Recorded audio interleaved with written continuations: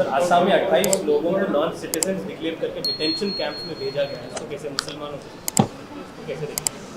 देखिए, ये जो कल जो हरकत हुई, इसकी पूरी जिम्मेदारी आसाम बॉर्डर पुलिस के ऊपर आती है, क्योंकि आसाम बॉर्डर पुलिस बहुत ही बायस्ड और रैंडमली किसी को भी पिक कर लेके उनको डिक्लेयर करती कि ये फॉरेनर्स हैं, और फिर फॉरेनर्स ट्राइब्यूनल में केस जाता। और फॉरेनर्स ट्राइब्यूनल का भी जो तरीक़ा जो है वो बड़ा एक्सक्लूजनरी है, आर्बिट्ररी है। और तीसरी बात यह है कि सेक्शन 9 ऑफ जो फॉरेनर्स का एक्ट है, उसमें बर्डन ऑफ प्रूफ जिन पे आर्बिट्रर्स पे लगाया जाता है कि ये भारत के नागरिक नहीं, उन पे आ जाता है। तो इसीलिए ये जो पूरा प्रोसेस है, इसके बारे में आप थोड़े दिन पहले रहीम अली का एक केस हुआ था सुप्रीम कोर्ट में, जिसमें सुप्रीम कोर्ट ने कहा था कि ये पूरा प्रोसेस ग्रॉस इनजस्टिस है, और इसीलिए ये आसाम की बॉर्डर पुलिस और फिर वहाँ का जो फॉरेनर्स ट्राइब्यूनल है, इनका जो तरीक़ा है बड़ा आर्बिट्री है। और इसी की बुनियाद पे आप देख रहे हैं कि आसाम में एक फैमिली में अगर 6 लोग हैं तो एक आदमी को बोलते ये इंडियन सिटीज़न नहीं है। कैसा हो सकता है बोलिए? फैमिली में अगर पूरे होना, एक को बोलते, और फिर एक जगह पर इन 28 लोगों को जमा करना वहाँ पर, और जमा करके एक तमाशा करना, और उनकी चीख पुकार की आवाज़ें जो सबको फ़िक्रमंद और परेशान कर रही है। और आखिरी बात यह है कि government of India media report से मुताबिक सितंबर से सेंसस शुरू करेगा, और सेंसस के साथ नरेंद्र मोदी NPR NRC करेंगे। जो स्टेट्स जैसा तेलंगाना है, यहाँ पर तेलंगाना की असेंबली में एक रेजोल्यूशन पास हुआ असेंबली में यूनानिमस के सेंसस होगा मगर NPR NRC नहीं होगा। मगर मोदी ये चाहते हैं कि सितंबर में सेंसस होगा तो NPR NRC के साथ कराया जाए। अब जब NPR NRC होगा तो यही नज़ारे पूरे मुल्क में नज़र आएंगे हमको, खुदा ना खास्ता। सर लीगल एस्पेक्ट्स को कंसिडर करते हुए इन लोगों को बताया गया है कि ये फॉरेनर्स नहीं, वो सही है। मैं आपको क्या बता रहा हूँ कि सेक्शन 9 जो है वो बर्डन ऑफ प्रूफ, किसी पे भी आप इल्ज़ाम लगा दो कि भारत के नहीं है, उनके ऊपर आता। दूसरा है कि आसाम की जो बॉर्डर पुलिस है रैंडमली किसी को भी उठा सकती है और उनको बोलते कि सिटीजन नहीं है।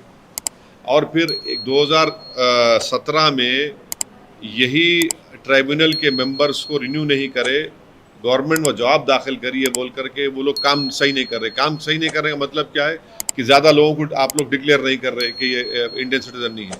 तो ये पूरा प्रोसेस आर्बिट्री है। और रिसेंटली मैं आपको एग्जांपल दे रहा हूँ, रहीम अली का केस है सुप्रीम कोर्ट में, जिसमें सुप्रीम कोर्ट ने कहा कि ग्रॉस इनजस्टिस है पूरा जो इनका तरीक़ेकार है, और वो बेचारा मर गया जब जजमेंट आया।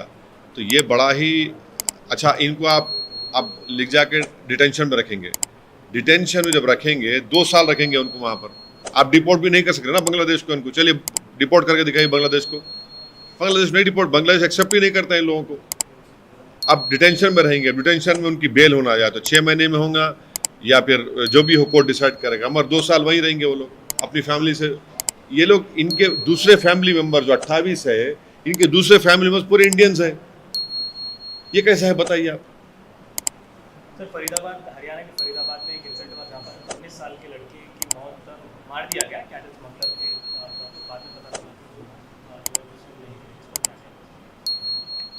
आप ये क्यों नहीं बोल रहे कि मारने वाले ये बोल रहे हैं कि हमसे गलती हो गई, हमने अपने एक ब्राह्मण समाज के बच्चे गोली मार दी?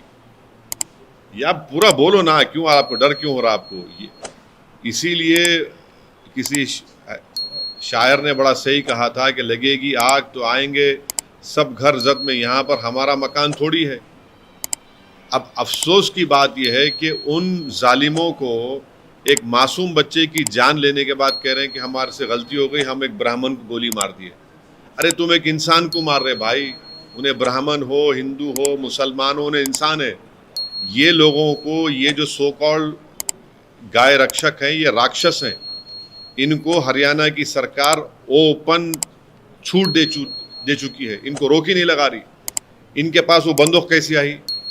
अगर आर्म लाइसेंस दिया तो किसने दिया उनको आर्म लाइसेंस? वेपन कैसा है उनके पास ये?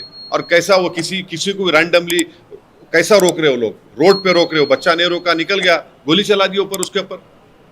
एक माँ अपने एक भाई अपने घर में एक बच्चे की मौत हो गई, चाहे वो किसी मजहब का हो।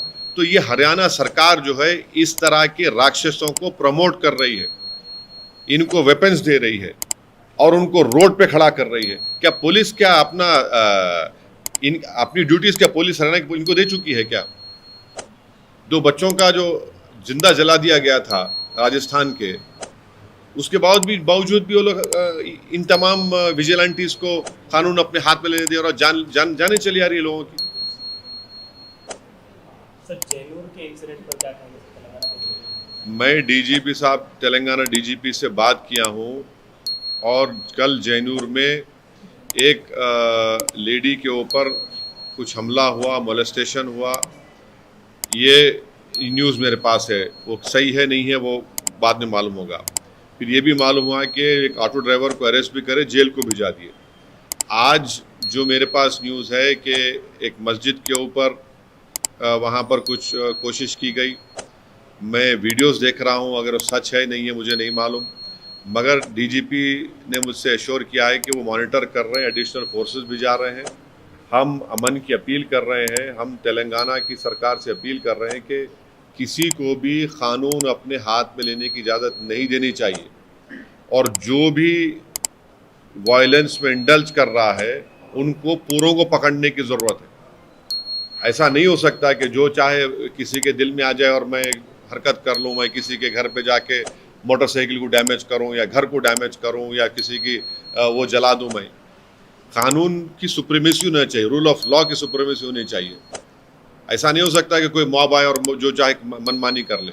तो मुझे उम्मीद है, क्योंकि डीजीपी मुझे एश्योर किए हैं और हम उम्मीद करते हैं कि वहाँ के एसपी जो आसिफाबाद के एसपी है वो फ़ौरन हालात को नॉर्मलाइज करेंगे और जो कोई भी इस वायलेंस में इन्वॉल्व है उनको पूरों को इमीडिएटली अरेस्ट करके उनको जेल को भिजाया जाएगा और कोर्ट से उनको सज़ा दिलाई जाएगी।